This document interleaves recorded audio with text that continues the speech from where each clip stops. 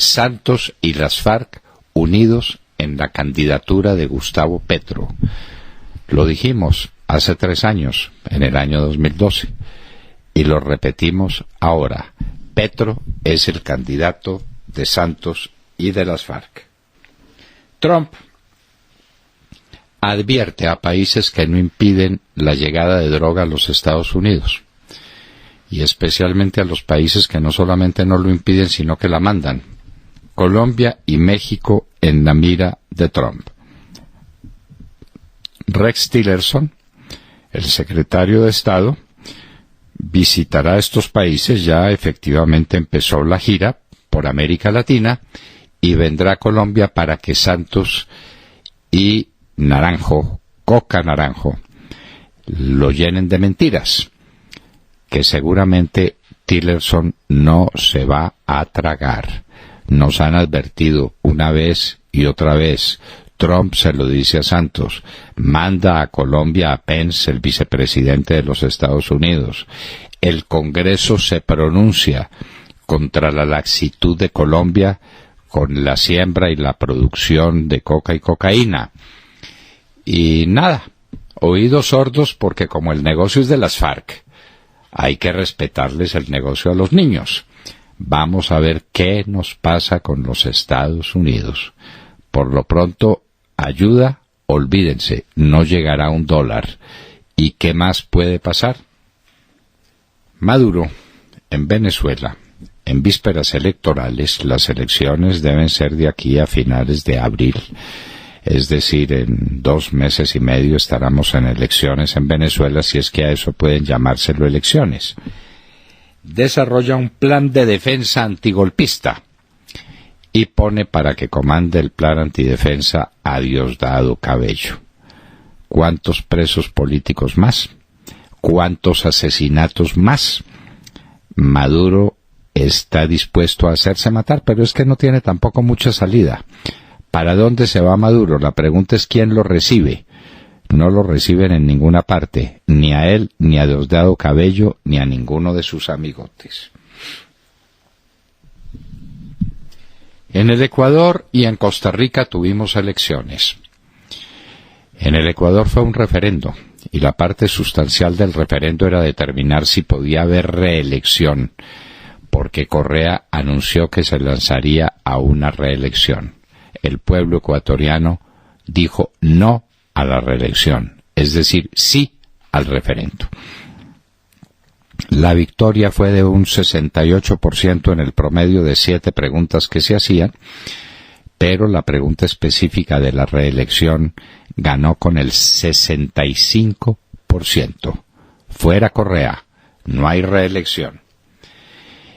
Y en Costa Rica, lo que parecía impensable, un evangélico que levantó como eje central de su campaña la lucha por la familia, en contra de los abortos, en contra de las familias integradas por personas del mismo sexo, y va adelante en la primera vuelta electoral contra el candidato izquierdista oficialista. Hoy llegan los expertos contratados para mirar el puente de Chirajara y para decir si hay que derribarlo y cómo se va a hacer ese proceso bien complicado. Chirajara, algunos dicen que la caída es inminente y el peligro es muy alto, pero se mantiene el tránsito de la vía al llano por ese sitio. Las pérdidas de carácter social van a ser inmensas, inmensas, y el fiscal general de la Nación mudo. ¿Por qué será? Como está mudo el fiscal con las inversiones en Barbados. ¿Se acuerdan ustedes que encontraron un poco de inversiones en Barbados? Y el fiscal dio declaraciones diciendo que averiguaría de dónde vienen esos recursos y por qué están allá en Barbados y si habían sido declarados en Colombia. Y de pronto se cayó la boquita. Y se cayó la boquita cuando vio que uno de los inversionistas en Barbados es el señor Juan Manuel Santos Calderón, en una firma de su amigo íntimo Gabriel Silva Luján. Al fiscal se le acabaron los arrestos. En el mundo internacional tenemos la dramática circunstancia de Ciudad del Cabo en Sudáfrica. Prácticamente se quedó sin agua la ciudad. O sucede el milagro de lluvias muy copiosas en estos días, o hay que desocupar una ciudad entera, la Ciudad del Cabo, en África del Sur. La crisis migratoria con Venezuela. ¿Esto por qué no se había preparado hace 2 años o 3? Si era absolutamente previsible, era claro que los venezolanos en busca de un plato de comida se iban a venir para acá, siendo muchos de ellos colombianos, por nacimiento o por derecho de sangre, por el jus sanguinis. ¿Por qué no se preparó Colombia? Porque Colombia no se prepara para nada, porque tiene un gobierno inepto, de un fanfarrón que no piensa sino en salir retratado. Esto se debió ver hace mucho tiempo.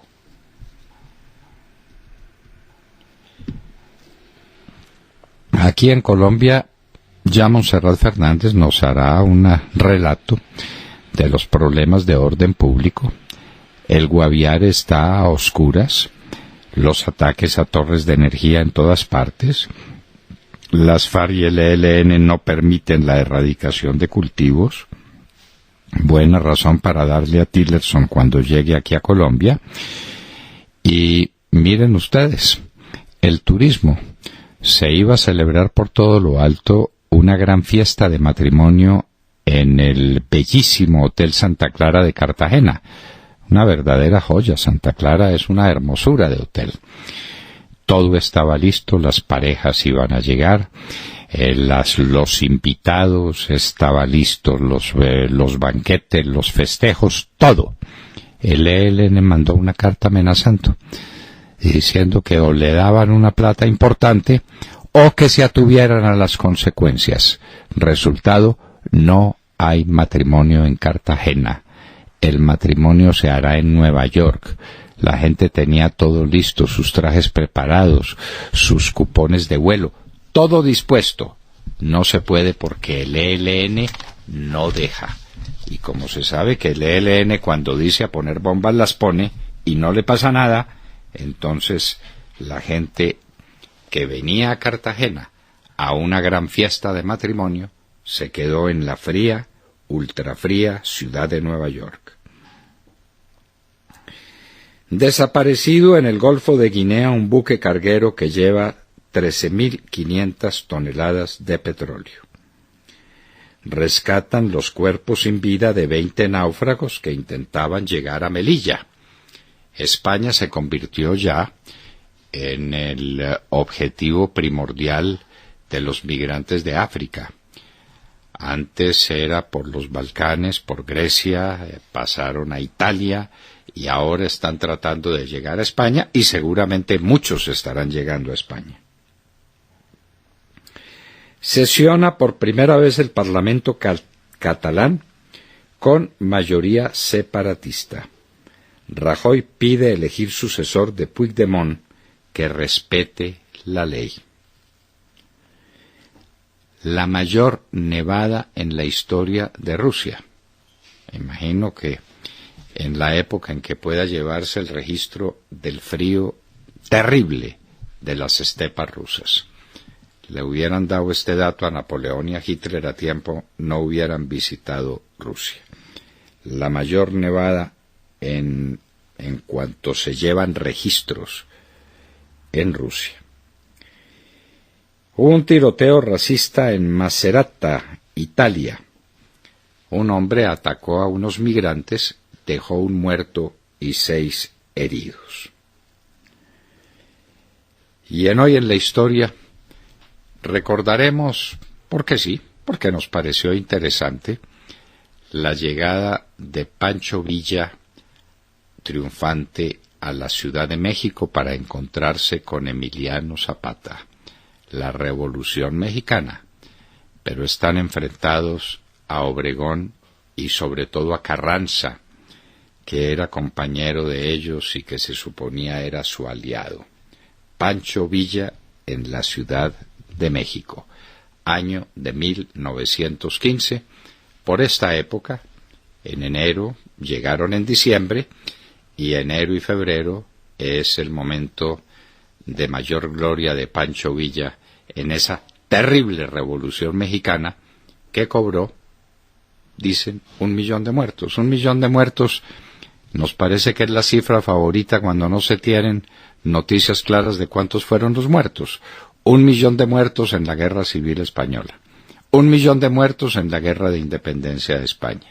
1 millón de muertos en la Guerra de México, o Revolución Mexicana, como suele llamársela. De todo esto y de mucho más hablaremos con ustedes en las próximas horas en La Hora de la Verdad. Muy buenos días a todos. Bueno, pues les cuento que este es un fin de semana, como casi siempre, intenso. La situación de orden público es tan dramática que ya podemos decir que en Colombia, en estos momentos de posconflicto, pues deberíamos hablar de situación de desorden público. Demos un repaso, si les parece, muy rápidamente. En el Guaviare, las FARC, en concreto el Frente Primero, volaron una torre de energía y dejaron a medio departamento sin luz. En el lugar de la explosión dejaron un panfleto con la imagen del mono Jojoy. En el Guaviare también las FARC desplazaron a 75 miembros de la etnia de los Hip, no sé si se pronuncia así, J-I-W. En Antioquia y Chocó, la Defensoría alertó sobre la presencia del ELN y las autodefensas gaitanistas, quienes extorsionan a la población y manejan el negocio del narcotráfico y la minería ilegal.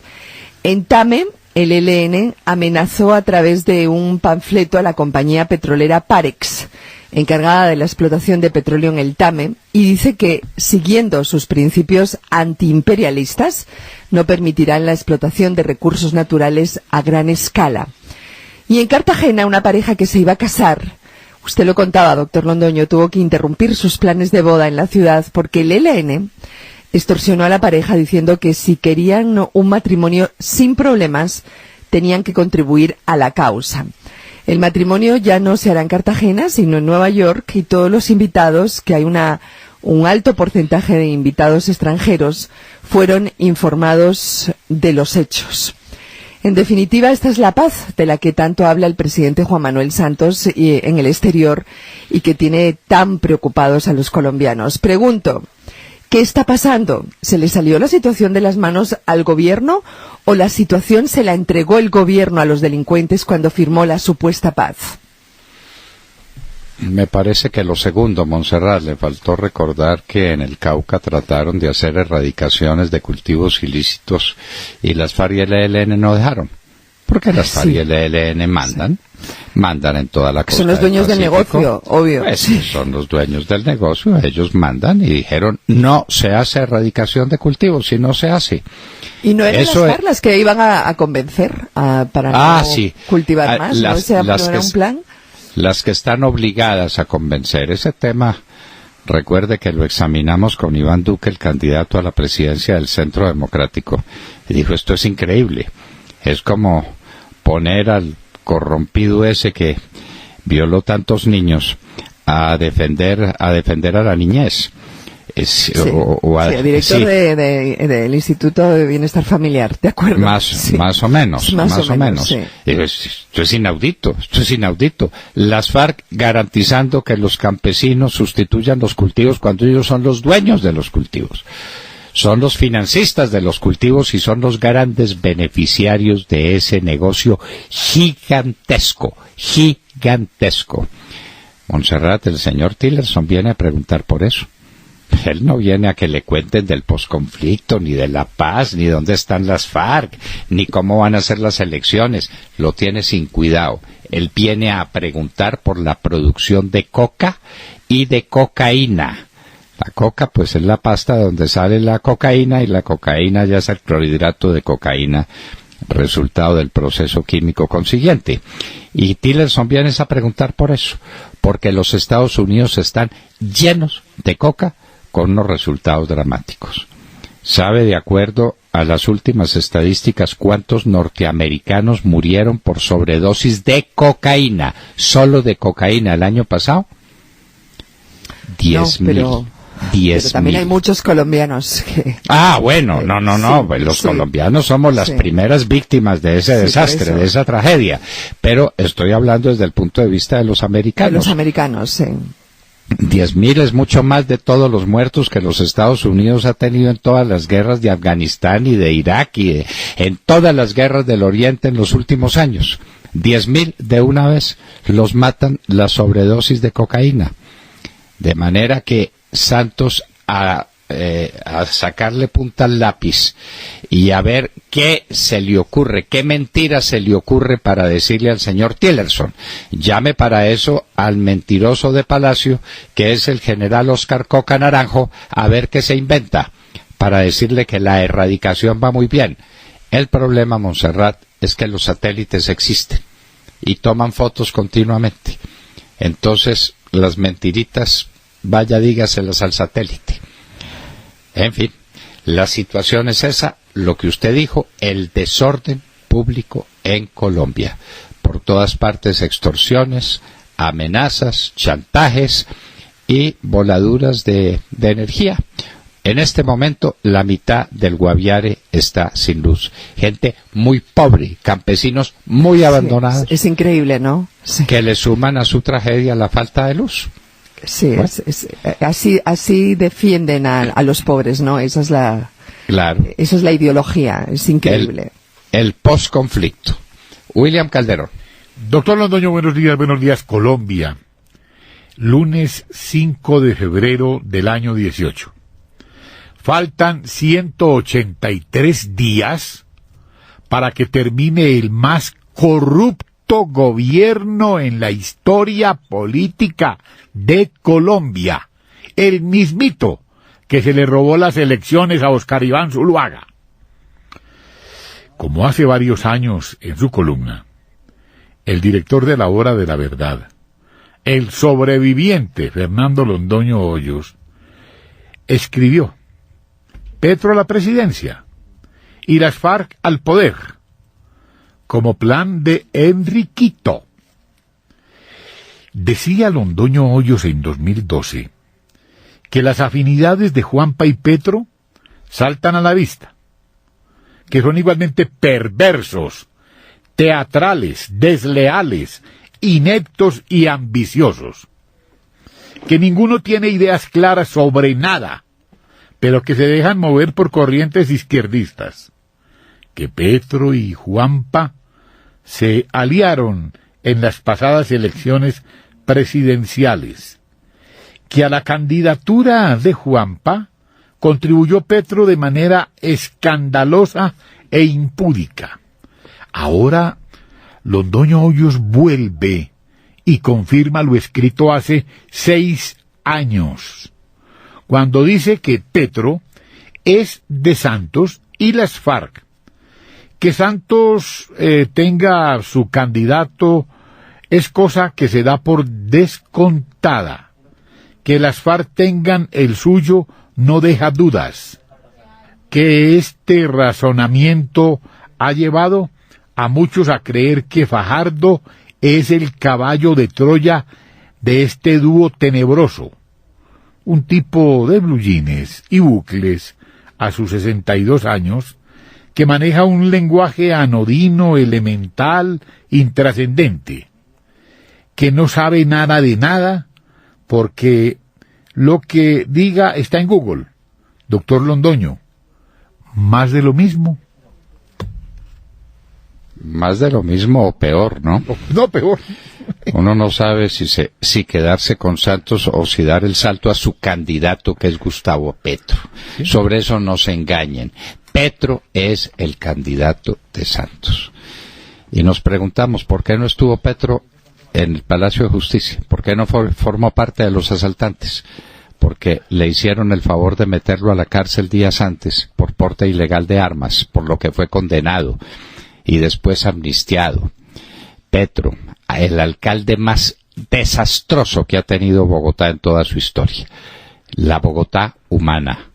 Dejó esta ciudad vuelta a pedazos. Claro, pues que venía de otros dos gobiernos izquierdistas que casi todos son iguales, pero el de Petro fue peor. William, ¿quién le ayudó a Petro a organizar sus cargas en el Consejo de Estado? ¿Quién? Pues Juan Manuel Santos. Pues Juan Manuel Santos. Obvio. Que es el dueño del Consejo de Estado, el dueño de gran parte del Consejo de Estado, con el señor Yepes a la cabeza y la señora esa que escribió un autoadmisorio de demanda de 100 y pico de páginas. Lucy Janet Bermúdez, ¿es como se llama? Sí, señor. Sí. Bueno, muy bien. ¿Quién es el dueño de toda esa cosa horrible que hay en el Consejo de Estado? Santos. Juanpa. Y entonces Juanpa sacó a Petro, y entonces para Petro sí funciona el acuerdo interamericano sobre derechos humanos. ¿Cómo le parece? Para usted no. Señor, Para nosotros no. Para nosotros no. Porque así es el Consejo de Estado de Colombia. Entonces, bueno, Petro viene pues por la presidencia de la República, pero que sepamos, Sí. Petro es las FARC y Santos, y esa candidatura surgió en La Habana, y es el acuerdo no escrito de La Habana. Santos se compromete a apoyar a Petro para que las FARC tengan lo que ellas llaman el gobierno de transición. ¿Cómo no de transición? Vanessa Araujo. Doctor Fernando y queridos oyentes, muy buenos días. Ecuador y Costa Rica votaron ayer. En Costa Rica se realizaron elecciones presidenciales. Hasta el momento, con el 69% de las mesas escrutadas, el candidato del evangélico partido Restauración Nacional, Fabricio Alvarado, encabeza los resultados con un 25.19% de los votos. En el segundo lugar se sitúa el oficialista Carlos Alvarado del Partido Acción Ciudadana con un 21.08% de los votos. La participación fue, según los datos que hay hasta el momento, del 60.73% con una alta abstención. Fabricio Alvarado, el ganador de esta primera vuelta, aparecía a inicios de diciembre con solo el 3% de intención de voto en las encuestas. Pero su candidatura cogió un vuelo inesperado después del 9 de enero, cuando la Corte Interamericana de Derechos Humanos ordenó a Costa Rica garantizarles a las parejas del mismo sexo todos los derechos existentes en la legislación de Costa Rica, incluido el derecho al matrimonio, sin discriminación alguna frente a las parejas heterosexuales. Según el Centro de Investigación y Estudios Políticos, la opinión de la Corte Interamericana provocó un shock religioso en el país, lo cual repercutió en la intención de voto del electorado costarricense, que es bastante conservador. El discurso de Fabricio Alvarado, pro familia, conservador y de volver a los valores cristianos, para muchos no iba a lograr nada. Sin embargo, les ha dado una sorpresa a los costarricenses, ubicándose en el primer lugar. Veremos qué pasa el 1 de abril, cuando se realizará la segunda vuelta. Mientras tanto, ayer también, en Ecuador, Lenín Moreno y Rafael Correa se enfrentaban en las urnas. El expresidente Rafael Correa volvió a su país para hacer campaña por el no en el referendo impulsado por el actual presidente, pero su campaña no tuvo el efecto que esperaba. Además de que tuvo que soportar diferentes protestas e insultos de la población por los lugares en los que hacía campaña, los resultados del referendo mostraron con números el rechazo que la sociedad ecuatoriana siente hacia el expresidente Rafael Correa.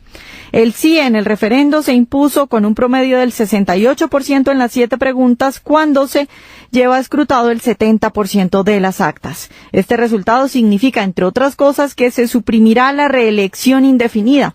Por lo menos por ahora, Correa no podrá volver a la presidencia. Es un duro golpe político y electoral para el expresidente, que no podrá ser candidato en el 2021 como lo planeaba. Triunfo para Fabricio Alvarado y para Lenín Moreno. Veremos qué pasa en Costa Rica en la segunda vuelta y cómo le va a Correa con su intención de formar un nuevo partido después de la traición de Moreno. Bueno, la traición de Moreno. Moreno, cuando descubrió qué era lo que pasaba en el país, cómo el país lo habían arruinado, cómo pesaba sobre él una deuda externa de muy difícil pago, cómo había arruinado Correa muchas de las expresiones productivas de las empresas productivas, todo por la demagogia, todo por el izquierdismo, por el socialismo y por la corrupción de Correa, dijo, esto no puede seguir siendo así. Y entonces tomó el plan de campaña de su contrincante en las urnas, del señor Lasso, se volvió a la derecha, enfrentó a Correa y lo derrotó. Correa no podrá ser reelegido presidente del Ecuador. Lo dijo el pueblo ecuatoriano en las urnas en el referendo de ayer. De Mar Corto. Doctor Fernando, compañeros de la mesa, oyentes de la Hora de la Verdad, muy buenos días. Durante este fin de semana, los terroristas de las FARC dieron inicio a su campaña política para llegar al Congreso y a la presidencia de la República con el terrorista alias Timochenko, condenado a 452 años de prisión por todos los crímenes cometidos, entre esos de lesa humanidad. El otro que salió a hacer política con las manos manchadas de sangre por el asesinato de cientos de colombianos fue alias Iván Márquez, quien está condenado a 760 años de cárcel por múltiples crímenes. El primero en despertar la indignación de la ciudadanía fue alias Timochenko, que en Armenia, Quindío, cuando caminaba por las calles, fue rodeado por una turba de ciudadanos que le gritaba cuanta cosa e insulto le salía del alma, al ver al criminal caminando con una sonrisa de burla en su cara. Así fue la reacción de los ciudadanos, que llevaron a que la escolta del terrorista lo sacara de urgencia, y por poco lo dejan sin camioneta, pues la pincharon y le rompieron varios de los accesorios al vehículo. Timochenko, fuera asesino Timochenko, usted no ha reparado a todas las víctimas, no ha entregado a los niños reclutados, la JEP es una justicia especial para las FARC, fuera Timochenko, fuera cínico degenerado, fuera del Quindío. El domingo, en Pereira, el terrorista jefe de las FARC, alias Timochenko, llegó para participar en un foro cafetero, pero tuvo que mantenerse escondido, literalmente, en un edificio durante más de 12 horas, porque a las afueras estaba la gente esperándolo para enfrentarlo. ¡Fuera, Timochenko! ¡Fuera!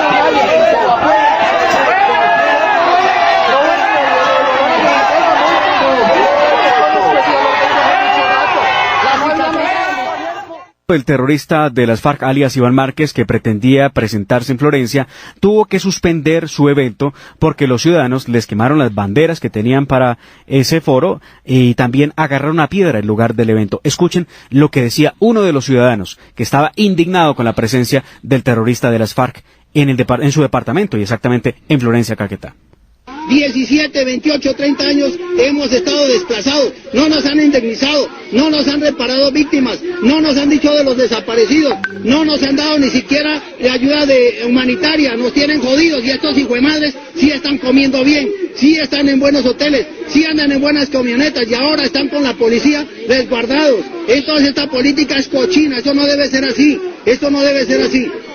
Esto tengo herido, vean, son 17 años que tengo esto, un secuestro, a mí me torturaron, me metieron en un raspaculero, esos desgraciados, a mí tengo 7 operaciones en 7 años con esto, pues ¿cómo quiere que yo se perdona pero no se olvida? Estas son el sentimiento del pueblo furioso al ver a los terroristas caminando por todas partes como si no hubieran hecho nada en la vida. Debo decirlo con todo sentido, doctor Fernando y oyentes, fue maravilloso ver al pueblo censurando y rechazando a los terroristas de las FARC, que se libraron de las fuerzas militares primero, luego de la justicia, pero que no escaparon ni escaparán del pueblo soberano, que no permitirá que las FARC o los amigos de la mal llamada paz lleguen al poder para someter a la patria al comunismo camuflado que proponen algunos candidatos presidenciales que se esconden, unos detrás de unos crespos y otro con la llamada Colombia humana. Entre tanto, y para terminar, el señor Juan Camilo Restrepo insulta a los colombianos diciendo a través de su cuenta de Twitter que se trata de unos intolerantes porque rechazaron la presencia de alias Timochenko en su pueblo.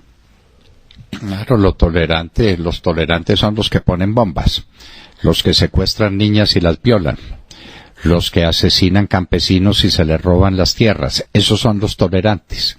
Los intolerantes somos todos aquellos a quienes nos parece detestable el terror, la violencia, el crimen. ¿De qué lado está el doctor Juan Camilo Restrepo? Del lado del crimen. Bueno, por eso estuvo negociando con el ELN y le fue muy bien. Le fue muy bien, como todos sabemos. Bueno, de manera pues que Armenia Pereira y Florencia Caquetá se anticiparon a darle la bienvenida a las FARC como partido político para decirle lo que le tienen que decir. No han indemnizado a nadie, no han pedido perdón, no se han sometido a la justicia, no han pagado un día de cárcel.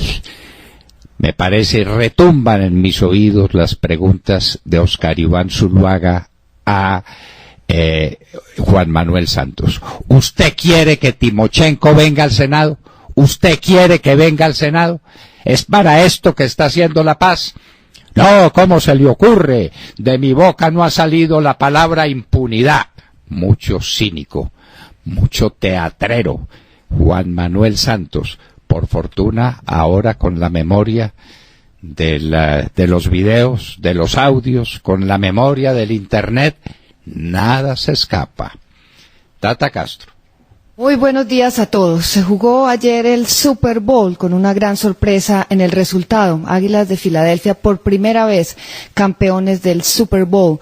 Vencieron 41-33 a los 5 veces campeones Patriotas de Nueva Inglaterra.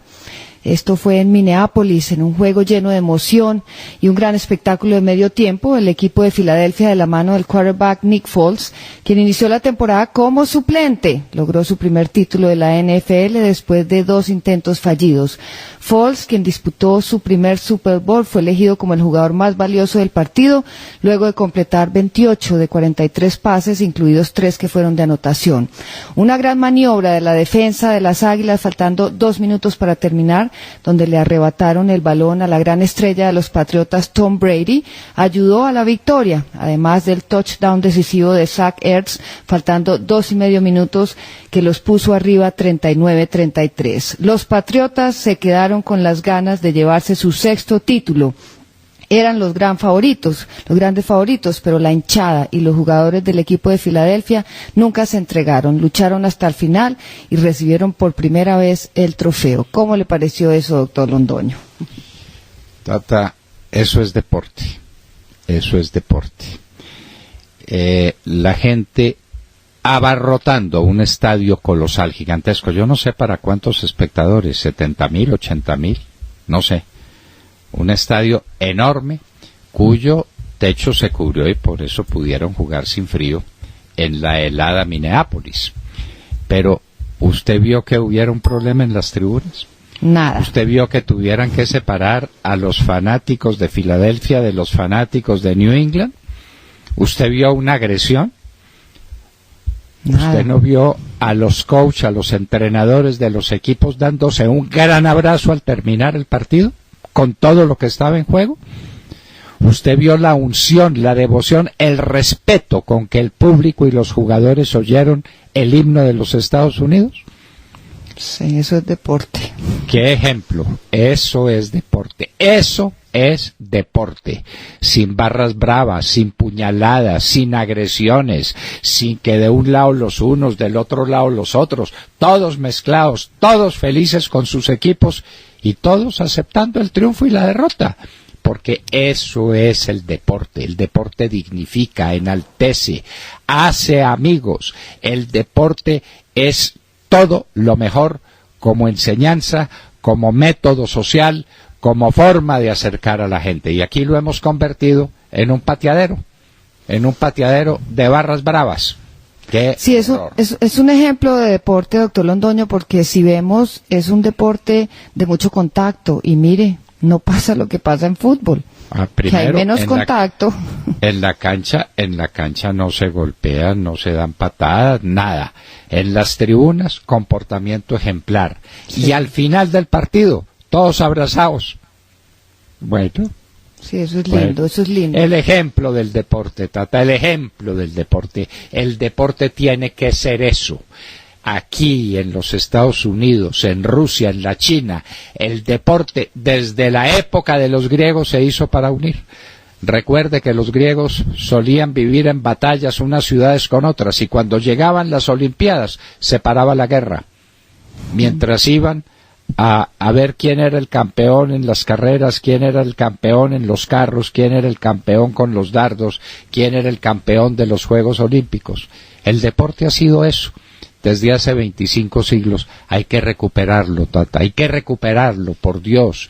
La gente tiene que entender que es el deporte y no esa ocasión para que unos desalmados, desadaptados, resuelvan que por una camiseta se matan entre sí. Esto no puede ser, por Dios. Le tengo el dato de la capacidad del estadio, es 66.655 espectadores. ¿Y cuánta gente se quedó por fuera? ¿Cuánta gente se quedó por fuera? No le cabía, como decimos aquí, no le cabía un tinto a ese estadio. No hubo una escena desagradable, todos felices. El entreacto musical, pues a la manera muy gringa, eso pues es medio circo, medio música, en fin. Son una especialistas. Claro, son especialistas. Hermoso, bellísimo. Cómo se reconcilia el alma con ver estas cosas. Sí es posible hacer un deporte entre gente feliz, alegre, amigable, altamente competitiva, pues porque vea qué clase de deporte se trata, ¿no? Claro. Y hay que ver pues cómo chocan, y hay que ver, bueno, y es el deporte más fuerte del mundo, es el deporte que da ocasión a las expresiones más civilizadas y más altas de fraternidad y convivencia. Y en un minuto estaremos con un invitado muy especial. Para el Senado de la República, un representante de los cafeteros de Colombia, de los caldenses, pero de todos los cafeteros que en Colombia son, Carlos Felipe Mejía, actual senador y candidato por el Centro Democrático número 17 en el tarjetón, estará con nosotros en un minuto.